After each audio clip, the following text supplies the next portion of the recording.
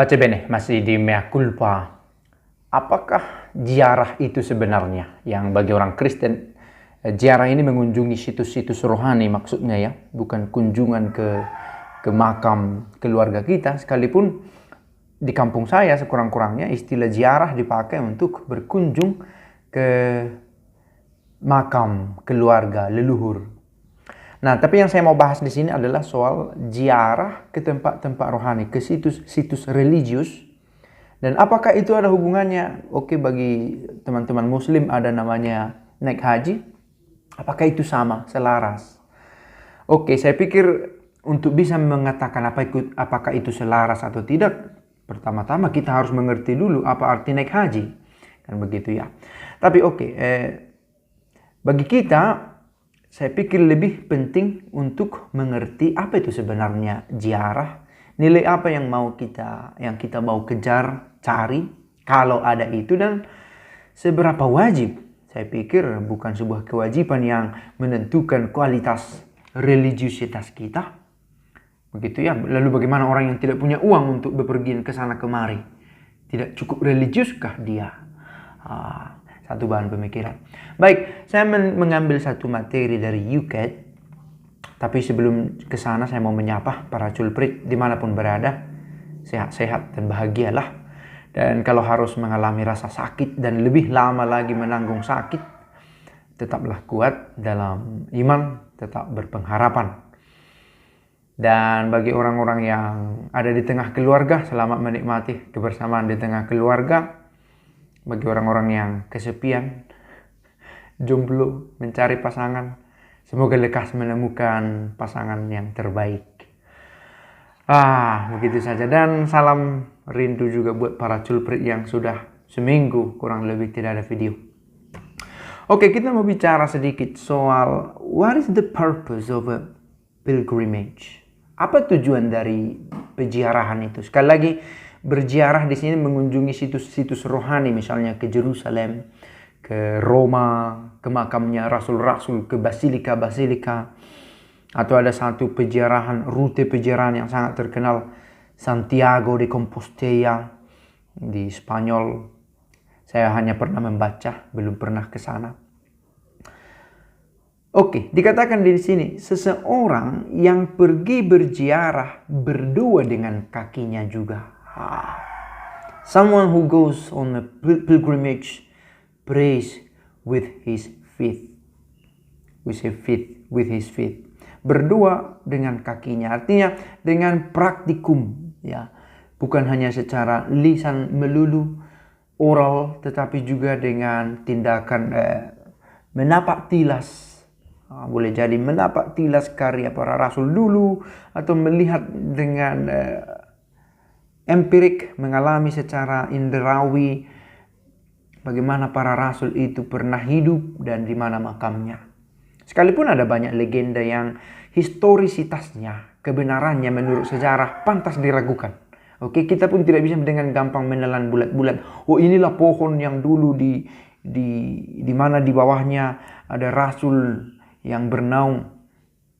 Kita tidak bisa dengan gampang menerima itu, tetapi apa yang mau disampaikan? Kita mau mengalami praise with our feet.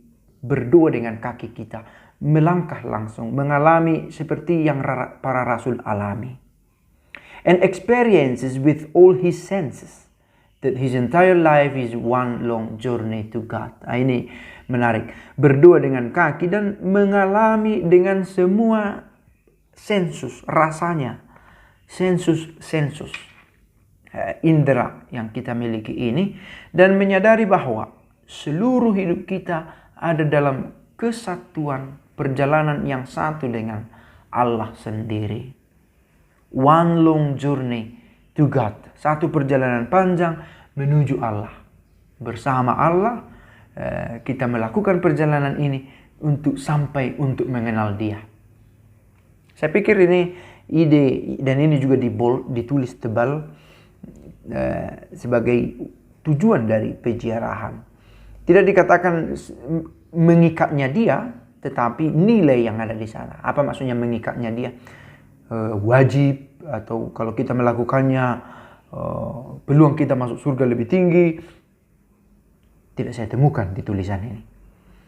Nah, maka kita bisa melihat apa sebenarnya nilai peziarahan, apa yang kita perjuangkan. Dan kalau akhirnya kita datang ke sana menghabiskan waktu untuk mengumpulkan foto-foto dan video tetapi tidak menginternalisasi, hanya untuk memuaskan narsisme kita, boleh jadi nilai-nilai luhur dari pilgrimage itu sendiri tidak dapat. In ancient Israel, di Israel kuno, orang-orang membuat peziarahan ke kuil-kuil di Yerusalem. Sebenarnya itu akarnya. Orang-orang Israel kuno dulu sudah membuat peziarahan ke kuil-kuil Yerusalem, tempat mereka membuat penghormatan kepada Allah, begitu ya. Christians adopted this custom. Orang-orang Kristen mengadopsi budaya ini. And so it is developed, especially in the Middle Ages, terutama di abad pertengahan.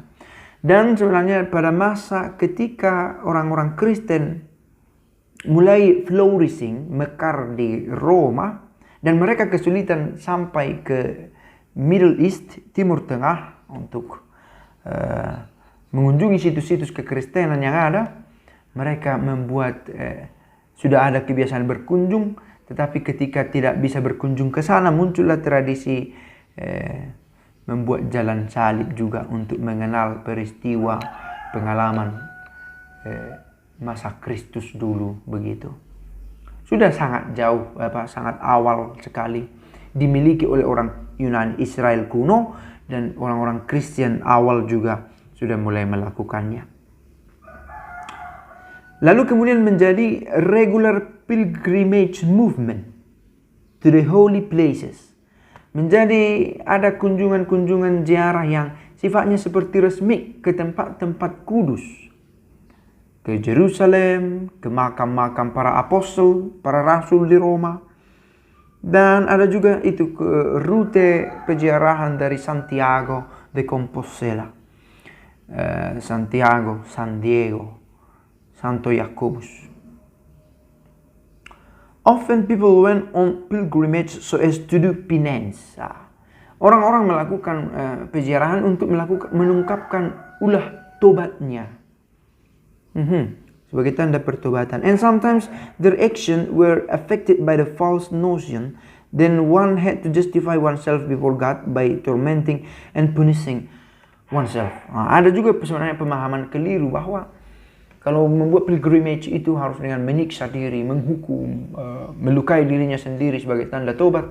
Dan itu menjadi nilai-nilai yang melenceng dari praise with faith. Berdoa dengan kaki.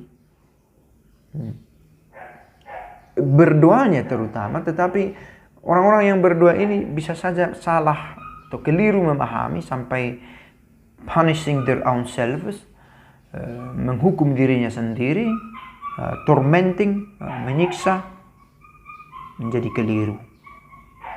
Today, pilgrimages are experiencing a unique revival. Sudah mulai ada perkembangan belakangan ini. They are tired of going it alone. Tidak lagi dilakukan sendirian. Berarti dulu awalnya dilakukan umumnya sendirian. Barangkali ada di antara kita pernah mengalami peziarahan ini sendiri atau bersama, bisa juga bagi cerita. They want to get out of the route of the daily routine, get rid of some ballast and start moving toward God. Oke, dengan komunitasnya, grup-grup tour, religious tour, mereka orang-orang Kristen berusaha mengenal imannya, berusaha lebih dekat kepada Tuhan dengan membuat peziarahan yang lebih teratur, terencana, rutenya jelas, dan ya diharapkan itu mendukung semangat doa. Sedikit informasi tentang peziarahan saya ambil dari UCAT. Semoga berguna dan pace bene.